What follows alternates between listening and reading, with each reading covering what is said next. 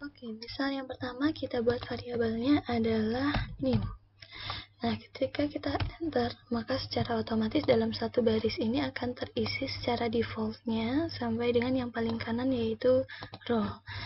Nah, untuk tipe ini adalah untuk tipe datanya. Nah, untuk NIM sendiri, tipe datanya adalah string, kemudian karakternya bisa langsung kita ubah di sini, karakternya sebanyak 10 karakter. Nah, ketika kita ubah karakternya di sini 10, maka width-nya di sini secara otomatis ketika kita oke, maka dia akan mengikuti menjadi 10.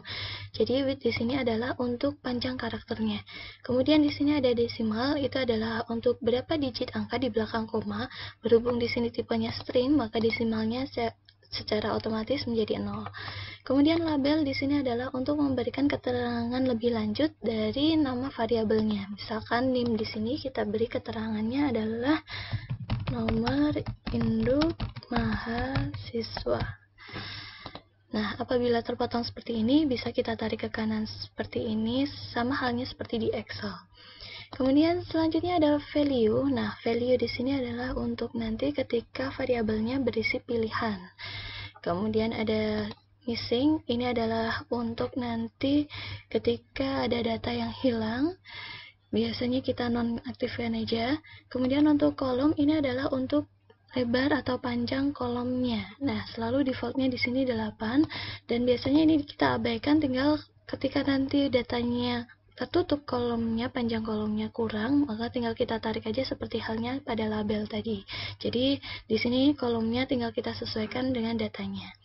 Kemudian sebelahnya ada align. Nah, di sini ada pilihannya untuk perataan ya, bisa rata kiri, kanan, dan juga rata tengah, tergantung kebutuhannya. Nah, untuk NIM saya biasanya rata tengah ya, karena karakternya selalu 10, selalu sama.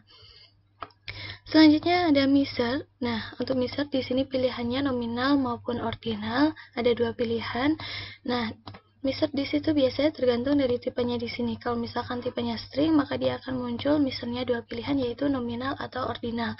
Nah, ini untuk measure kita harus sesuaikan dengan materi kita kemarin tentang data berdasarkan skalanya, yaitu nominal untuk setara, kemudian ordinal ketika nanti datanya bertingkat, kemudian interval dia bertingkat dan juga dikuantifikasi atau diberi nilai.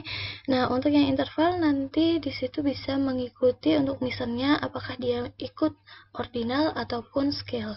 Nah, untuk yang data rasio ini nanti masuknya untuk misalnya adalah scale.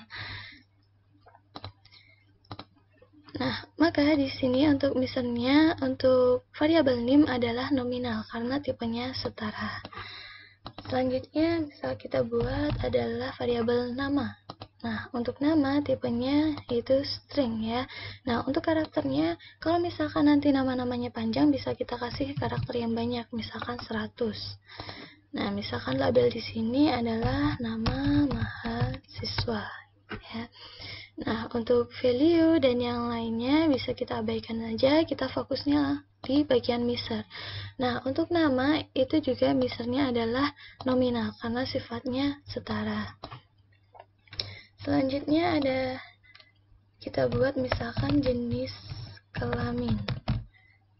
Nah, ketika nanti variabelnya ada spasinya, maka untuk penamaan variabelnya kita menggunakan underscore karena tidak bisa menggunakan spasi, dan usahakan untuk nama variabel itu sesingkat mungkin.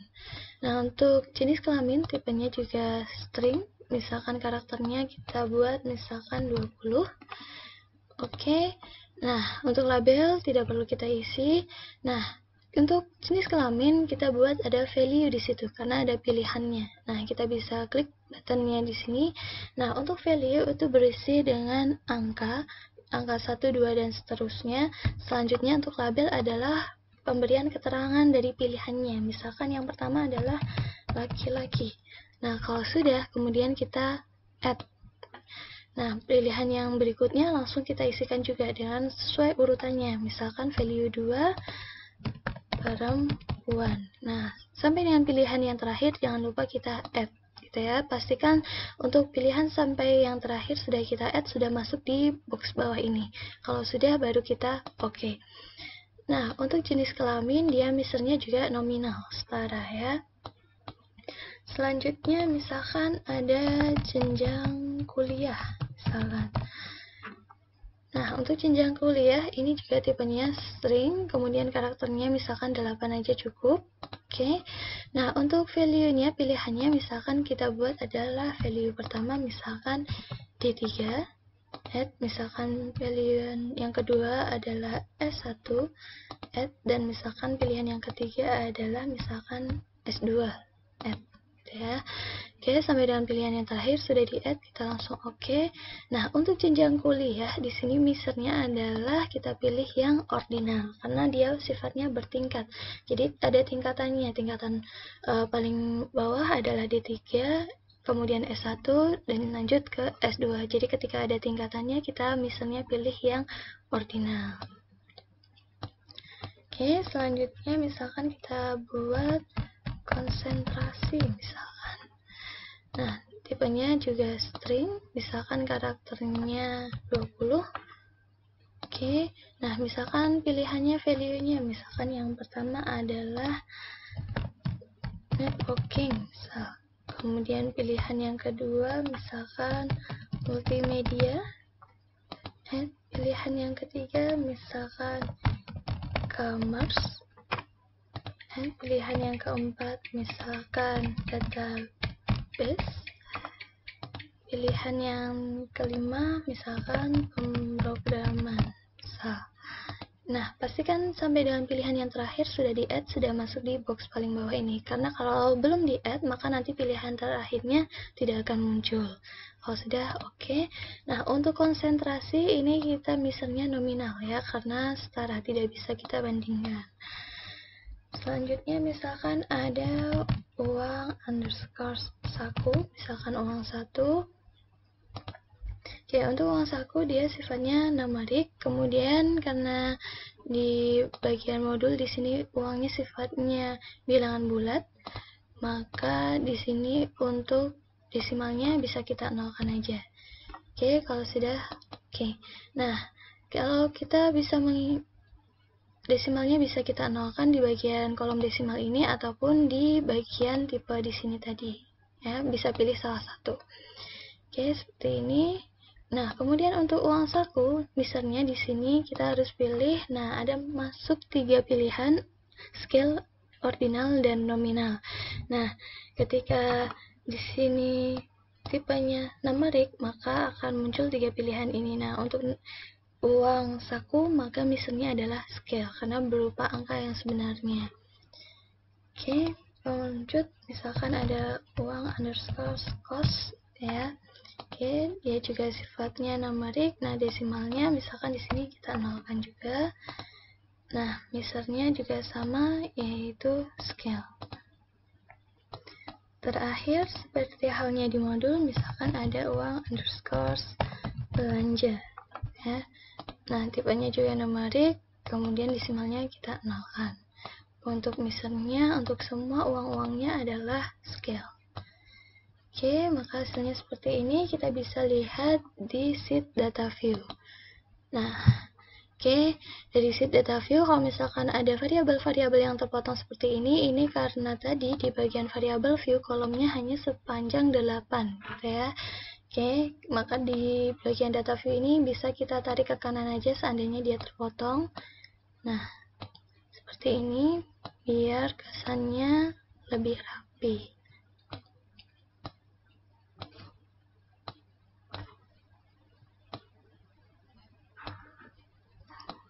Nah, kemudian dari data view di sini kita bisa lihat ada simbol-simbol di depan nama-nama variabelnya. Nah, untuk yang simbolnya lingkaran-lingkaran seperti ini berarti dia tadi misalnya adalah nominal. Untuk yang seperti tangga seperti ini berarti dia ordinal, dan yang seperti penggaris ini berarti dia misalnya scale.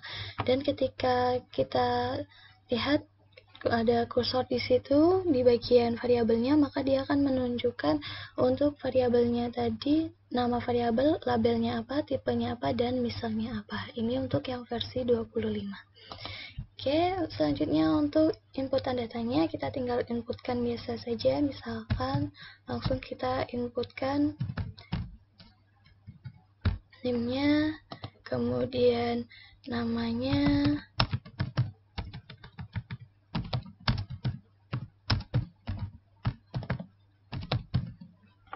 oke, kemudian jenis kelamin. Nah, ini dia bisa berbentuk pilihan seperti ini. Kalau kita klik di sini ya, ada value label. Jadi kita bisa memunculkan bentuk pilihan value-nya ketika tadi kita membuat pilihan untuk value label di bagian variable view di sini.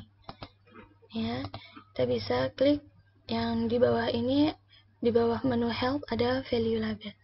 Seperti ini. Nah, misalkan konsentrasi. Nah, seperti ini ya. Oke, untuk namanya karena di sini kepotong, maka kita bisa tarik seperti ini. Oke. Nah, untuk yang lainnya kita bisa copy paste aja biar cepat. Seandainya datanya sudah ada ya, misalkan kita copy paste dari Excel gitu ya. Oke.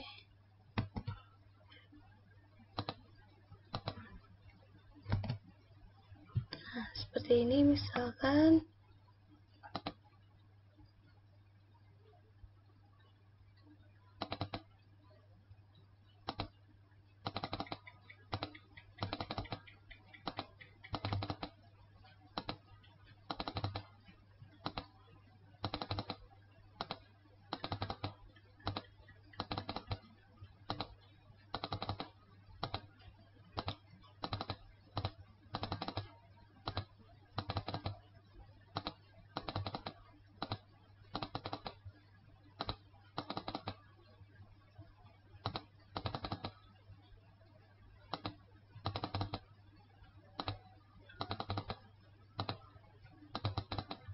Nah, jadi tinggal kita buat pilihannya saja.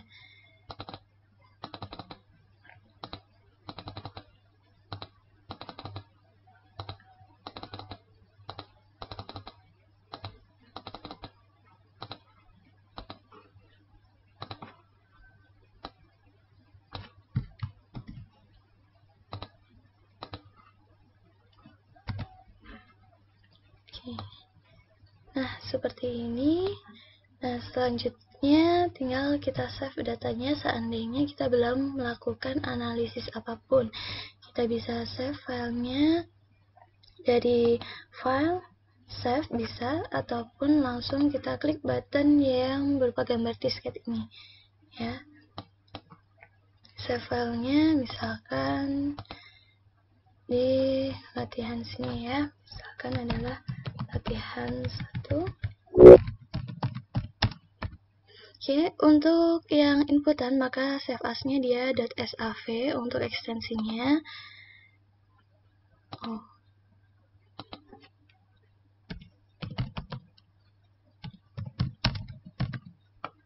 Oke, kita bisa save. Kemudian, nah untuk outputnya ketika di sini ini masih berupa output kosong ya. Nah, seandainya nanti sudah ada logika matematisnya atau ada isian dari hasil analisisnya, kita bisa save juga.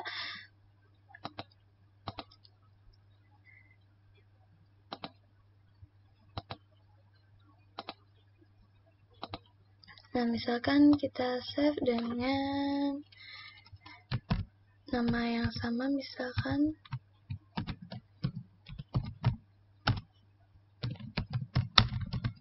nah, untuk yang hasil outputnya maka dia save as tipenya .spv.